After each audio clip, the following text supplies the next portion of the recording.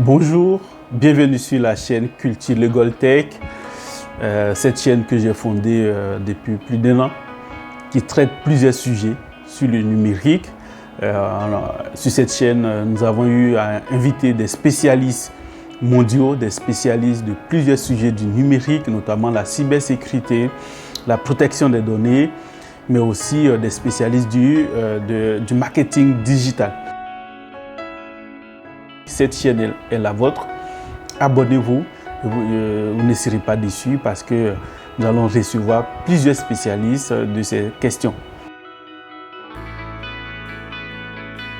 Aujourd'hui, je reçois Marie-Ella Kwaku.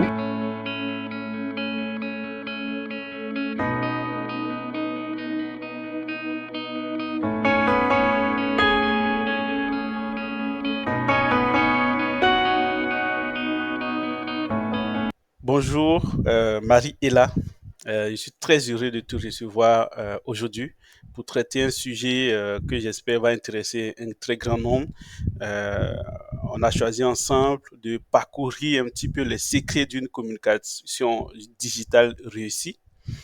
Et je te reçois déjà parce que tu es spécialiste de la question, mais aussi parce que tu fais partie des personnalités sur les réseaux sociaux, sur les blogs à traiter ce sujet et tu es également très suivi. Tu es diplômé en Master 2 en management des médias à l'École supérieure de journalisme de Lille. Et aujourd'hui, tu es Digital Communication Officer de UNICEF Côte d'Ivoire. Tu es également très présente sur les réseaux, comme je le disais, ce qui t'a valu le prix de meilleure créatrice de contenu RH Motivation au LinkedIn Local Abidjan. Tu es prix du meilleur web, webzine de Côte d'Ivoire en 2022. Tu es également suivi par plus de 33 000 abonnés, 37 000 abonnés sur LinkedIn et tu es numéro 1 en Côte d'Ivoire en matière de création de contenu pour les ONG selon la plateforme Favicon. Je suis très heureux de te recevoir. Je suis Stéphane, fondateur de Juristes Conforme, mais également de la chaîne YouTube Culture Legal Tech. Merci, bonjour et merci d'avoir accepté notre invitation. Bonjour Stéphane. Ta présentation est juste. Je suis Ella. J'évolue dans les médias depuis un certain nombre d'années. J'ai fait une reconversion professionnelle parce qu'à la base, après le bac, je me suis orienté en ingénierie. J'ai fait pétrole, géologie, j'ai terminé par un master en génie des procédés chimiques. Et puis, je me suis rendu compte à un moment donné que ça ne me convenait pas. Donc, grâce à l'expérience que j'avais en tant que bénévole dans une organisation de jeunesse, j'ai pu capitaliser ces acquis, renforcer mes connaissances grâce aux blogs, aux articles de blog, aux vidéos sur YouTube et à tout ce que je pouvais lire pour apprendre davantage sur la communication en général et sur les métiers du digital. Et c'est grâce à ça que j'ai pu faire ma reconversion professionnelle et m'orienter dans la communication et les médias. J'interviens aussi régulièrement sur les questions d'engagement des jeunes. C'est d'ailleurs ce qui motive mes posts à l'endroit des ONG, des associations. D'accord. Brillant parcours, j'ai envie de dire. Et pour revenir au vif du sujet, l'idée aujourd'hui, c'est de décortiquer les différents secrets d'une communication digitale qui est réussie. Déjà, qu'est-ce que tu peux nous donner, qu'est-ce que tu peux donner comme conseil afin d'élaborer une bonne stratégie de communication digitale? Euh, j'ai pas la prétention de savoir comment élaborer une bonne communication digitale, mais en général, lorsque je dois me prêter à l'exercice, je préfère le baser sur l'humain parce que si on communique, c'est pour adresser un message à des personnes. Et si on ne connaît pas les valeurs, les besoins, les attentes de ces personnes, ça peut être difficile de trouver le bon message adapté pour leur communiquer un élément. J'ai une petite anecdote, c'est dans le temps lorsque j'intervenais à Campus France, un service de l'ambassade de France en charge de la mobilité étudiante. On avait une grande activité à mener, c'était le salon de l'enseignement supérieur français. Et la communication pour ce salon-là a débuté, je crois, entre 15 à 10 jours avant l'activité et on me disait: «Ah, l'édition précédente a réuni 6 000 personnes. Il faut absolument que tu puisses réunir 6 000 ou plus au salon, à cette édition». Et je me suis dit: «Mais vous prenez 2 à 3 mois pour préparer l'édition précédente, vous réunissez 6 000 personnes et après, vous voulez qu'on puisse atteindre, le même nombre en 10 jours». Et là, je me suis dit, mais malheureusement, lorsqu'on t'évalue, on t'évalue pas sur les conditions dans lesquelles tu as travaillé. On t'évalue sur le résultat à atteindre. Alors que tu es 10 jours, 3 jours ou 3 mois, ce qui importe pour l'employeur, ce sont les résultats. Donc là, je me suis assise et puis je me suis demandé, mais quels sont les besoins de l'humain? De quoi ont besoin les jeunes, les étudiants, les nouveaux diplômés du bac qui souhaiteraient faire les études à l'étranger? Donc, j'ai d'abord cherché les besoins de ces derniers et puis après, j'ai cherché le canal. D'accord, je connais leurs besoins, mais par quel canal les atteindre? Et ça paraissait difficile parce qu'on me disait ce qui avait été fait précédemment, c'était que du grand affichage en ville, sur les grands panneaux, et on n'avait malheureusement pas le temps de confectionner, de prendre des attaches et de faire du grand affichage. Et la directrice m'a dit, de toute manière, on n'a pas de moyens, donc vas-y, fais que du digital. Et je me suis assise, je me suis dit, sur le digital, où est-ce qu'on peut toucher ces jeunes-là? On avait Facebook sur lequel ils étaient très actifs et ça ne suffisait pas. Parce que sur Facebook, ils n'étaient pas tous forcément connectés ou n'avaient pas tous marqué cette préférence dans l'algorithme et tout.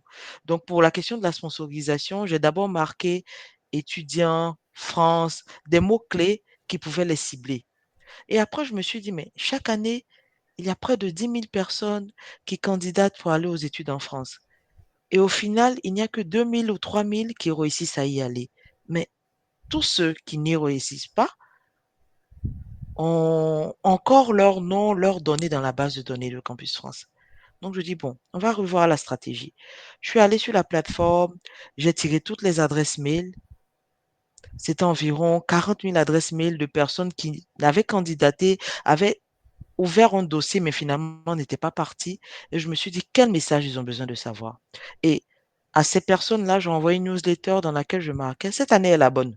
Cette année est la bonne parce que précédemment, ils ont essayé, ils n'ont peut-être pas réussi.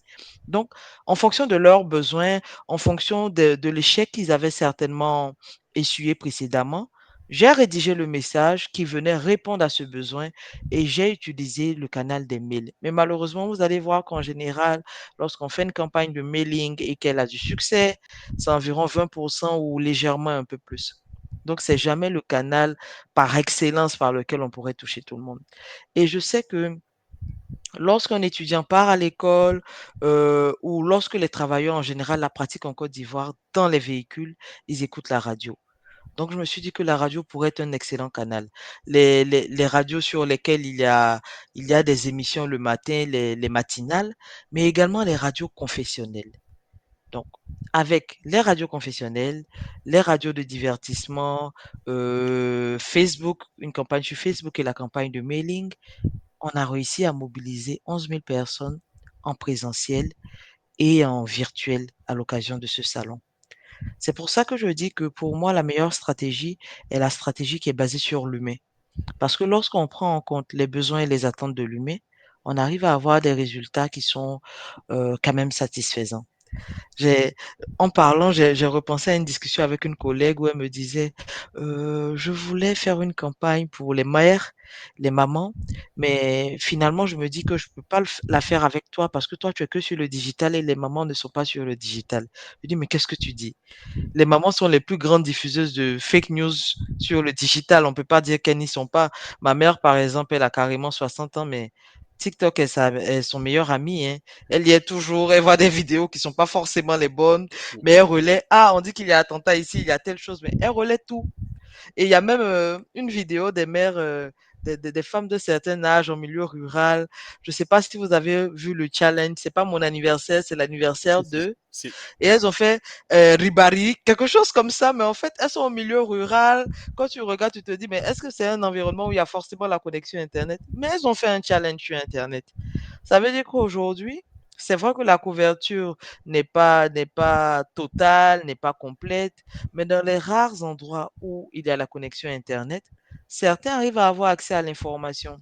Et dire aujourd'hui, moi, mon information concerne seulement les communautés et les communautés ne sont pas sur Internet, c'est laisser pour compte une partie de la population. D'accord. Bah écoute, merci pour cette belle anecdote et aussi pour le conseil. Celui de placer l'humain au centre de la stratégie de communication. Et comme tu l'as bien dit aussi, il y a aussi des outils qui t'ont aidé dans ta quête et dans ton organisation de cet événement. Tu as passé des messages sur les radios, mais tu as aussi utilisé les réseaux sociaux, tu parlais aussi des challenges et tout. Et donc, moi, j'ai envie de savoir quel est ton regard, qu'est-ce que tu penses, toi, de la gestion des réseaux sociaux, d'un site internet pour une entreprise, pour une organisation aujourd'hui, quelle place tu peux accorder à ces outils numériques dans une stratégie de communication? Je pourrais dire que pour moi aujourd'hui, La les réseaux sociaux et les sites web, le numérique en général n'est plus une option, c'est une nécessité. Dans le temps, on pouvait dire: «Non, il n'y a pas suffisamment de personnes qui y sont», donc on pouvait s'en passer, mais maintenant c'est carrément devenu une nécessité.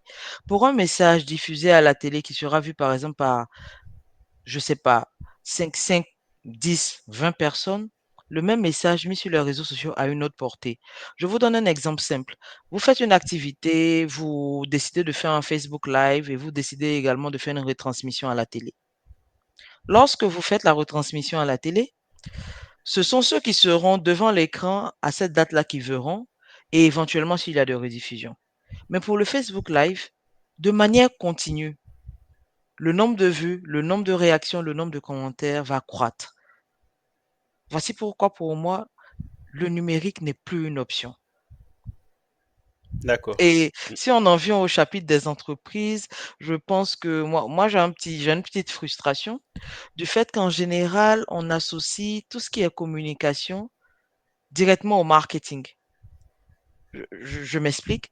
Lorsqu'on est en entreprise, moi, j'ai la chance d'évoluer dans un domaine à but non lucratif, donc je n'ai plus ce problème.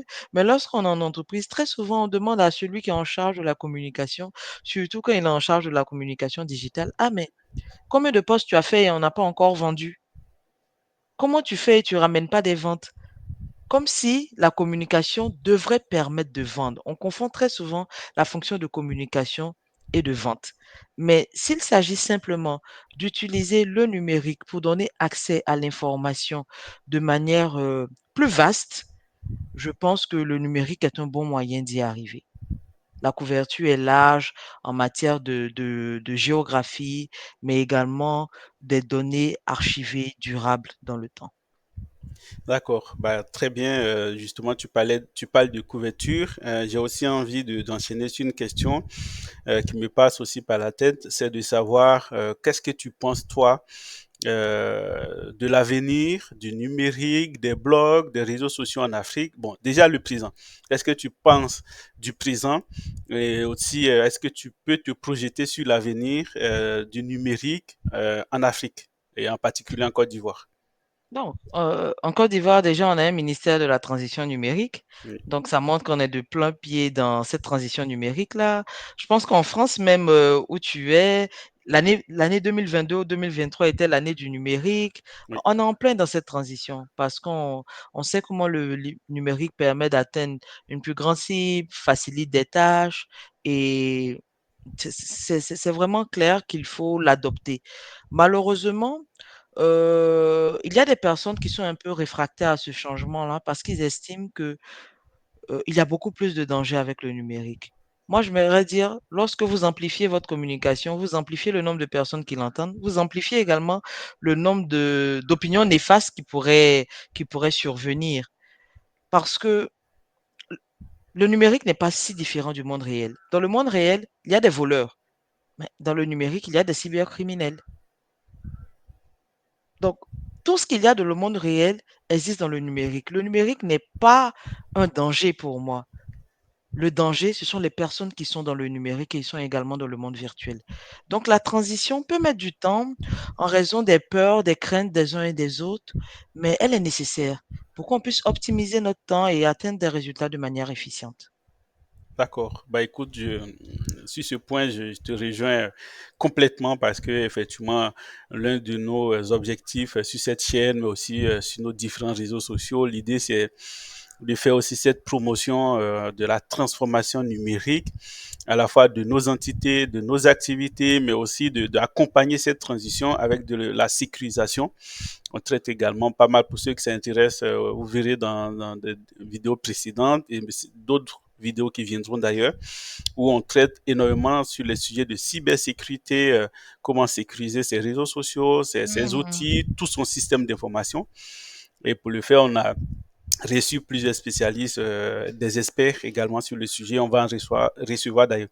Donc merci Marie est là. Je vais ajouter quelque Oui, chose. oui, Si bien vous sûr. travaillez généralement sur les questions de protection des données en ligne, Exactement. prévention du cyberharcèlement et tout, C'est ça. avec mes petits amis du programme que je coordonne dans le cadre de mes activités professionnelles, Oui. ce sont les jeunes blogueurs. Oui. Ils ont édité un guide d'utilisation du web pour les adolescents et les jeunes.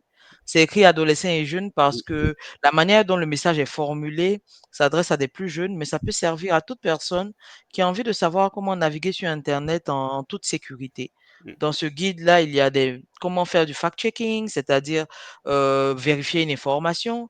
Il y a comment créer un mot de passe sécurisé, comment prévenir la violence en ligne, comment dénoncer des cas de harcèlement en ligne et d'autres tips qui peuvent être utiles à quelqu'un qui voudrait naviguer en ligne en toute sécurité. Donc, Bah, oui. il est disponible sur Google, il faut juste taper guide d'utilisation du web pour les ados et des jeunes et puis bon, on arrive à le télécharger et à l'exploiter comme on le souhaite. Bah écoute, je pense que je mettrai le lien vers ce guide en description Mmh. de la vidéo. Pour ceux que ça Mmh. intéresse, ils pourront le télécharger. Et ça me plairait également de recevoir, et si tu peux me mettre en lien, de recevoir les auteurs de ce guide. Je Ils pense seront que très heureux, ouais. voilà, je pense aussi que ceux qui nous écoutent et qui nous regardent seront aussi heureux de les entendre. Mmh. Expliquer aussi, parce qu'un guide, c'est intéressant, c'est bien écrit, mais souvent, c'est bien d'entendre les personnes expliquer ce qui est écrit dans le guide. Donc, tu fais très bien d'ajouter cet élément. Effectivement, moi aussi, je suis spécialiste sur la question de la protection des données, de la cybersécurité, mais je vais toujours à la rencontre d'autres spécialistes pour avoir aussi d'autres regards et d'autres façons, parce qu'il y a 1000 façons de protéger un Mmh. site, 1000 façons de protéger des outils, et donc c'est toujours intéressant de recevoir d'autres personnes. Donc, je serais très Et, heureux de, et puis en même temps, ce guide-là, c'est pas la Bible, hein, c'est pas le Coran. bien sûr, Donc, s'il y a des contributions, il peut toujours être mis à jour pour c'est ça. qu'il Mm. corresponde parfaitement aux défis. Bon, bah écoute, avec grand plaisir de les recevoir. Et avant de te quitter, surtout avant de te remercier pour avoir accepté notre rendez-vous, je sais que dans tes actualités, tu as eu un prix aux États-Unis. Est-ce que tu peux nous en dire un peu plus sur comment tu en es arrivé là et concrètement, qu'est-ce que c'est que ce prix ou cette récompense que tu as dû recevoir, je crois, à Washington, il me semble. J'ai pas reçu de prix ni de récompense aux États-Unis. Ah, ok, J'ai juste eu la chance de faire partie des bénéficiaires du programme Mandela Washington Fellowship. ok, C'était 5 semaines de cours dans un Leadership Institute j'étais à Fort Myers, c'est en Floride, mm, à Florida Gulf Coast University. Et après la session de training, on a reçu des certificats pour attester de ce que nous avons appris durant ce séjour. C'est un programme qui est très intéressant pour les jeunes leaders. D'ailleurs, même c'est le programme des jeunes Africains leaders. Je pense que chaque année, environ 700 jeunes Africains de tous les pays sont sélectionnés pour prendre part à ce forum. Ils sont réunis par groupe de 25 dans les universités. Et c'est un excellent moyen de réseauter, tant de rencontrer des professionnels de son domaine là-bas et également des professionnels de son domaine en Afrique. Voilà.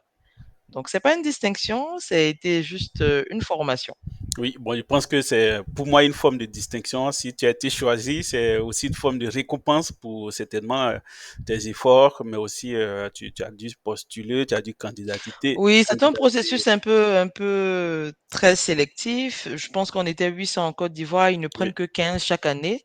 Donc, s'il y a des Bah, personnes qui sont bravo. intéressées par le programme, il Je mettrai faudrait le peut-être, lien, effectivement, je voilà, mettrai voilà, ça peut être utile. le lien vers qui donne toutes les informations sur le programme. Bah écoute, merci d'avoir éclairé aussi, de nous avoir éclairé sur ce sujet. Je ne sais pas si tu as des mots de fin, est-ce que tu as des messages à l'endroit des jeunes ou même des moins jeunes, des plus jeunes, des personnes plus âgées, en fait. Est-ce que tu as des messages pour la jeunesse aussi africaine, la jeunesse mondiale tout court, par rapport au développement du digital, du numérique, de la communication, mais aussi du leadership? Mon message serait d'être optimiste. Être optimiste parce que on peut avoir l'impression par moment que ce que nous attendons tarde à venir, mais c'est juste parce que ce n'est pas le bon moment. Et le fait d'être, frustré par certaines situations, par le fait de ne pas avoir aussitôt tout ce qu'on espère, ne devrait pas être un motif pour, être laxiste, ne pas se battre et tout. Pour moi, les choses viennent, au moment opportun, mais pour ceux qui le méritent vraiment. Donc c'est un message d'optimisme, de travail, de persévérance et aussi ajouter que le digital peut être un bon moyen d'accroître ses compétences dans un domaine donné. Ça peut être juste en regardant des vidéos sur YouTube, juste en lisant des articles de blog. Et puis un autre aspect que j'aime bien, ce sont les newsletters. Parce qu'il y a énormément de personnes spécialisées dans un domaine qui vendent des formations. Mais avant de vendre ces formations, ils ont une petite astuce marketing qui consiste à donner des tips à travers des newsletters. Donc, s'il y a un domaine clé qui vous intéresse, vous pouvez utiliser ces moyens-là pour accroître vos connaissances. Mais j'aimerais dire aussi, il y a TikTok. J'ai dit à un ami, si tu vois que des danses sur TikTok, c'est que quand tu y vas, tu ne cherches qu'à regarder des danses. Mais tapez simplement sur TikTok le domaine qui vous intéresse et regardez les vidéos qu'il y a à voir. Vous pouvez énormément apprendre avec le digital et travailler en attendant que le moment opportun se présente à vous. Bah, écoute, c'est avec ces mots que je te remercie d'avoir accepté notre invitation, d'avoir traité tous ces sujets également, d'avoir fourni tous ces conseils de stratégie de communication, mais aussi d'optimisme sur le numérique et sur le digital. Euh, Encore une fois, je te souhaite une bonne continuation et on espère te revoir peut-être sur un autre sujet si tu as le temps pour échanger, pour s'informer également. Merci Mariela. Merci et bonne journée, bonne suite, beaucoup de courage. Ouais, c'est très gentil, merci beaucoup.